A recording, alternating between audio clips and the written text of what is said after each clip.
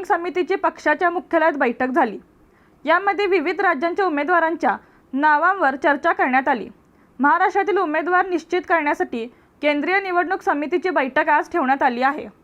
वंचित बहुजन आघाडीने काँग्रेसकडे तुम्ही सांगाल त्या 7 जागांवर पाठिंबा देण्याचा प्रस्ताव ठेवला आहे। तसेच भविष्यातील आघाडीचेही आमिष दाखवले आहे। यातच काँग्रेसच्या समितीची दिल्लीत बैठक झाली। यामध्ये काँग्रेसने वंचितसह जागा वाटपाचा फॉर्म्युला ठरवला आहे। आता शरद पवारांच्या राष्ट्रवादीला मोजक्या 6 जागा देण्यात येणार आहे। या फॉर्म्युल्यावरून पुन्हा महायुतीमध्ये वादाची ठिणगी पडण्याची शक्यता आहे। वंचितने नाही कळवले तर मविया आपले उमेदवार जाहीर करण्याची शक्यता आहे।